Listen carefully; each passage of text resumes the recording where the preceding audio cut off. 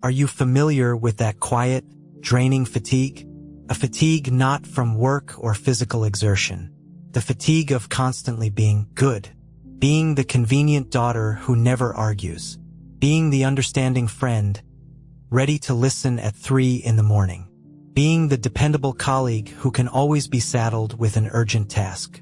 Being the reliable guy who will always come to the rescue, who will never say no, who will swallow his hurt but smile back to avoid conflict. It's this deep, bone-seated feeling, as if you are an actor who has been playing a role for so long and so masterfully that you've forgotten your real face. You say yes when your entire soul, your entire being, screams no. You smile politely when rage or tears are storming inside you. You settle for less because you're afraid to ask for more. And every such act is a small, imperceptible betrayal of yourself. It's a tiny nail that you drive, day after day, into the coffin of your own, authentic life. This condition has a name. Colloquially, it's called good girl or nice guy syndrome. And in the deep psychology of Carl Gustav Jung, it is called the persona, your social mask, that perfect, polished, socially acceptable version of yourself that you created to survive in this world, to receive the love and acceptance of your parents, to earn the approval of your teachers, to gain the recognition of colleagues and friends. And let's be honest, this mask was absolutely necessary for us. It is our protective suit that helped us adapt to a complex and demanding world. But the tragedy occurs the very moment we merge with this suit, when we start to believe that we are this mask, and our true self, with all its inconvenient but vibrant desires, with its anger, its fears, its wild, unconventional dreams, finds itself locked in the dark, stuffy basement of our unconscious. And then one day, usually around midlife, this prisoner in the basement begins to rebel. It is tired of being forgotten. It knocks from within through unexplained anxiety, chronic fatigue, panic attacks, strange illnesses that doctors cannot diagnose. It screams, "I'm here. I'm alive. I want to breathe. Free me." Your mask, which was once your salvation, becomes your prison, and you begin to slowly but surely die alive, suffocating under the weight of your own goodness and convenience. Today, we will talk about why your social mask is killing you. Not metaphorically, but literally. We will analyze how it is formed, what a monstrous price you pay for being convenient for everyone but yourself. And most importantly, we will find 3 practical, concrete keys to start taking off this mask. Not to become a selfish person or a villain, but to finally become yourself, whole, alive, and truly free. First, let's understand how and where this mask is forged. This process begins in deep childhood, and the blacksmith in this workshop is our desperate, innate, biological need for love and acceptance. A child instinctively understands that to survive, they need their parents' love. It is a matter of life and death. And like a brilliant, hypersensitive radar, the child begins to read which of their behaviors elicits smiles, warmth, and approval from their parents, and which ones cause frowns, irritation, and punishment. A little girl laughs loudly, with all her heart, and runs around the house, and her strict mother tells her, "Good girls don't behave like that. Be quieter, you're bothering me." And the girl concludes, "My joy and my energy are bad. For mom to love me, I must be quiet." And she takes her life force, her spontaneity, and hides it deep inside, putting on the mask of a quiet and obedient girl. A little boy cries because he is hurt or sad, and his father says to him with irritation, "Why are you whining like a girl? Men don't cry, be strong." And the boy concludes, "My feelings, my vulnerability, are shameful. For dad to respect me, I must be made of stone." And he takes his sensitivity, his need for support, and locks it away in the basement of his soul, putting on the mask of the strong and unbending man. Don't be selfish, share your favorite toy. Don't be angry, it's not nice. Don't think about silly things like drawing. Better study math, it will feed you.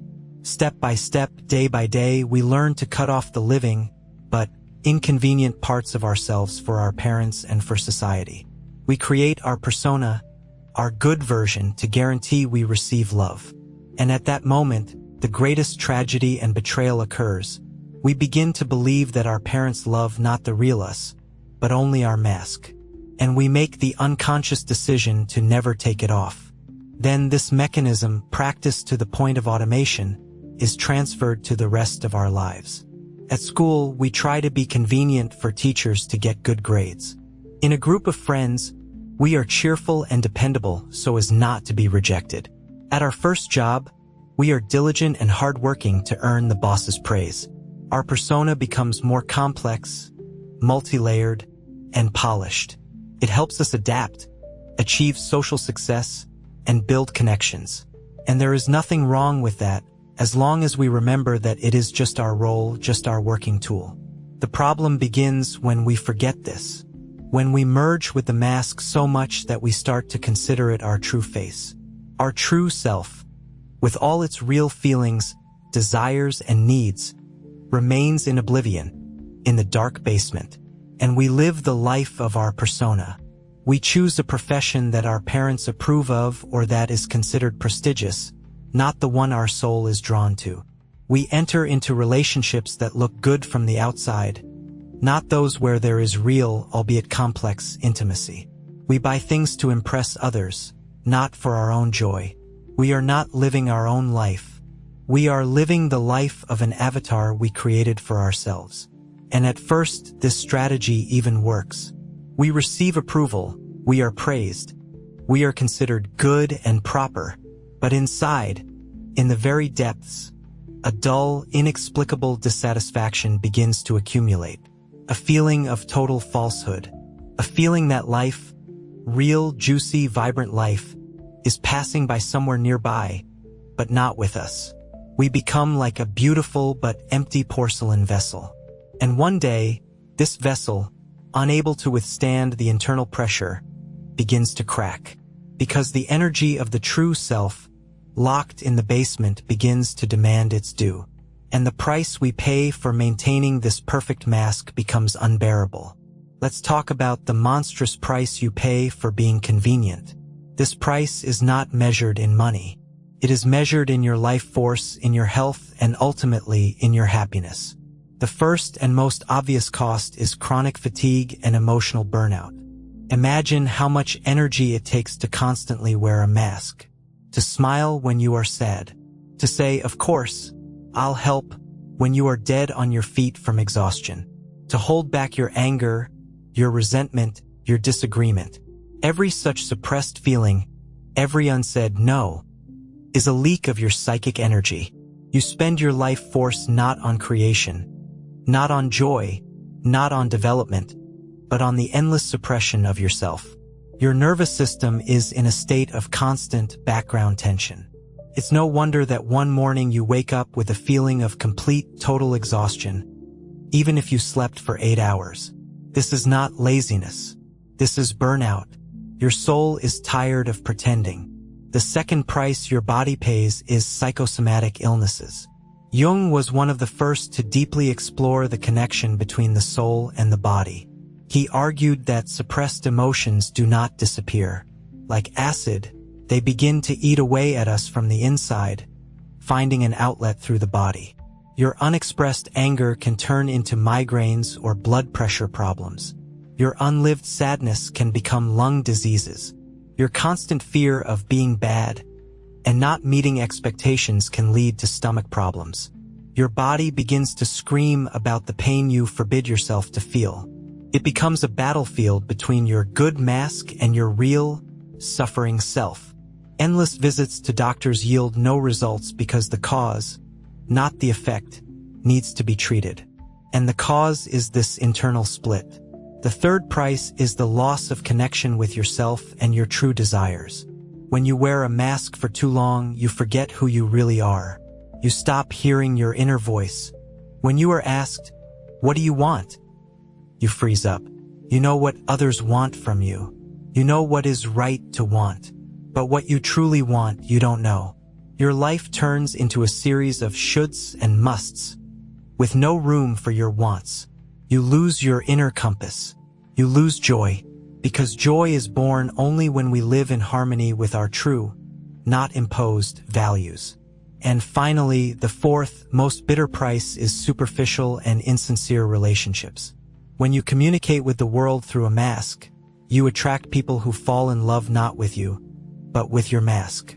They love your goodness, your convenience, your dependability, but they do not see or know the real you. And deep down, you feel it. You feel lonely even when surrounded by people, because no one loves you. Everyone loves your role. And you are terrified of taking off the mask because it seems to you that if you show your true face, with your anger, your weaknesses, your inconvenient desires, you will be immediately rejected. You fall into a trap. The more you try to be good to be loved, the more lonely and unloved you feel. Sooner or later, a moment comes when the price becomes too high, when the pain of betraying yourself becomes stronger than the fear of being rejected. And this is a blessed moment. It is the point at which transformation is possible. It is the point where you decide that you no longer want to live the life of a mannequin in a shop window. You want to live your own, real, imperfect, but vibrant life. And this path begins with 3 practical steps. The path to yourself, to your authenticity, is not an act of destruction. It is an act of creation. You don't break your mask. You gradually and gently remove it, layer by layer. Here are 3 keys that will help you in this process. The first key, legalize your feelings. You cannot stop wearing the mask as long as you consider your true feelings to be bad and wrong. Therefore, the first step is to stop dividing feelings into good and bad. There are no bad feelings. There are just feelings.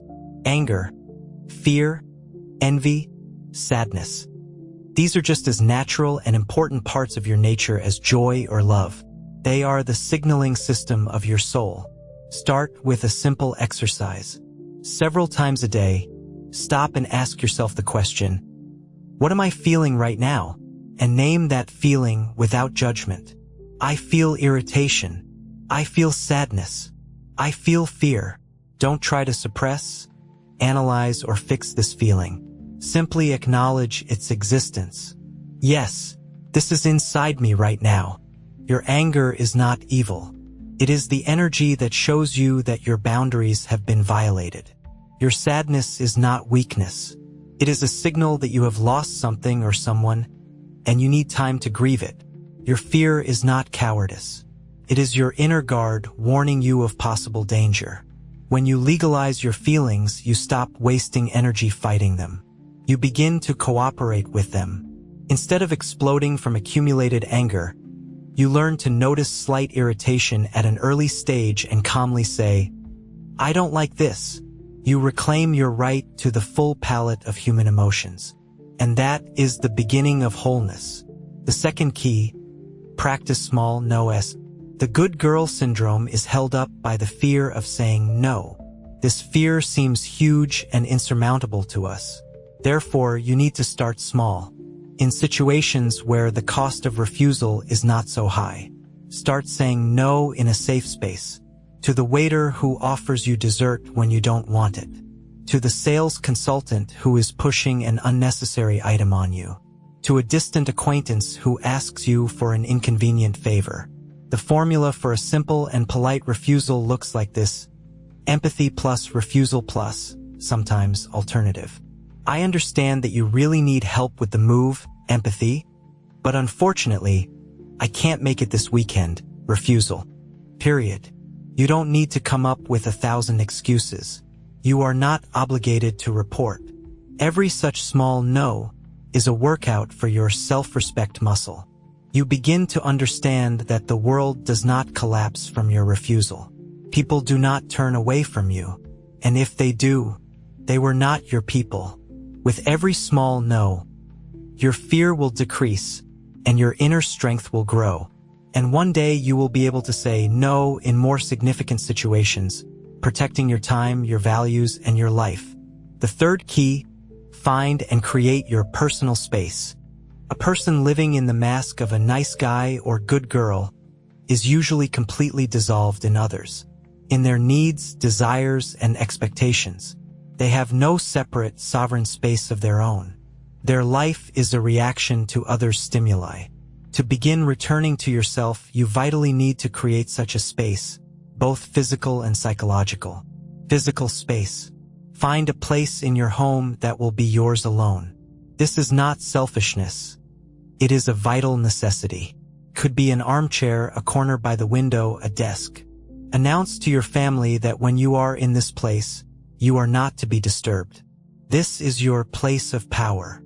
Spend at least 20 to 30 minutes there a day. Not to work or do something useful, but to be with yourself. You can just look out the window, listen to music, read a book that interests you, not one you should read.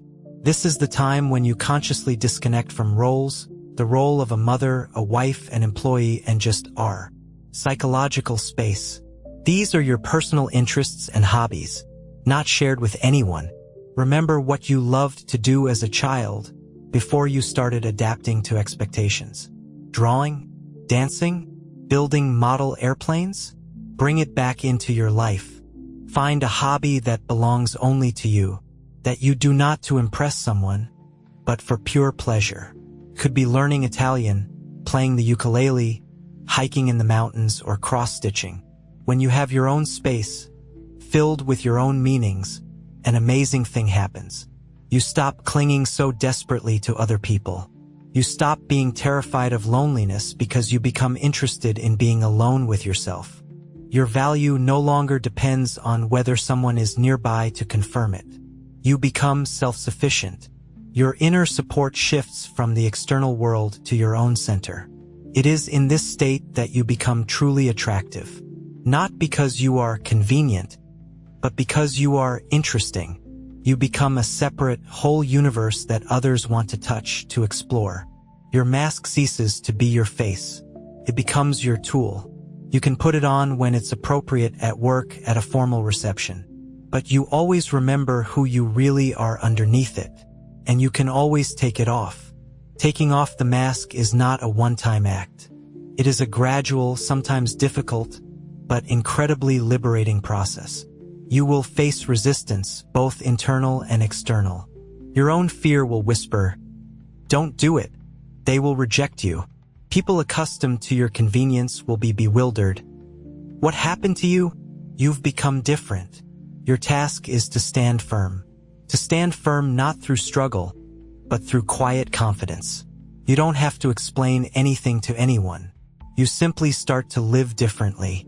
You start to choose yourself. And gradually, your environment will either accept your new, real version, or it will filter itself out. And that is a blessing, because only those who love you, not your mask, will remain in your life. The path of liberation from the persona is the path to wholeness.